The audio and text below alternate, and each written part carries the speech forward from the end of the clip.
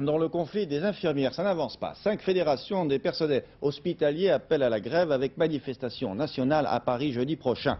Les négociations avec Claude Évin ont abouti dans un premier temps à un déblocage de 1 milliard de francs. C'est à peine un pourboire, répondent les syndicats. Négociations suspendues hier soir, reprendront cet après-midi. Et la coordination infirmière dans tout cela, me direz-vous? Eh bien, elle est issue de la base et réclame le droit à la parole dans la négociation parce que, dit cette coordination, les syndicats ne représentent que 5% de notre profession.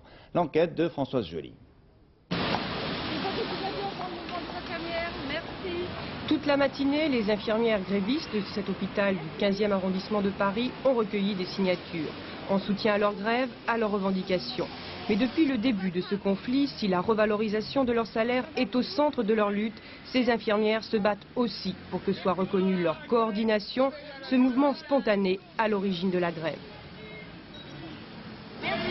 Le fait de créer un mouvement de coordination, ça nous permettait que nous, infirmières, sans idée politique derrière, ça nous permettait de nous battre toutes seules. Les infirmières sont très peu syndiquées, on n'est pas très au courant de ce qui nous disent et on ne veut pas du tout de politique.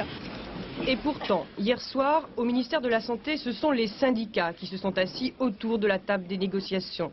La coordination, elle, était reçue à part par le ministre Claude Évin.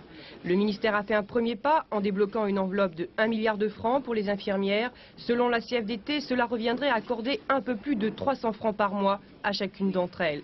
Des propositions qui ne font pas l'affaire des syndicats. Proposer moins de 300 francs aux infirmières qui en demandent 2000, qui ne sont que la revalorisation de leur perte de pouvoir d'achat depuis 10 ans, c'est complètement inacceptable. À 14h cet après-midi, les négociations entre les syndicats et le ministre de la Santé devraient reprendre. Mais pour concilier d'une part la politique de rigueur du gouvernement et d'autre part les revendications des blouses blanches, il faudra, semble-t-il, un certain temps.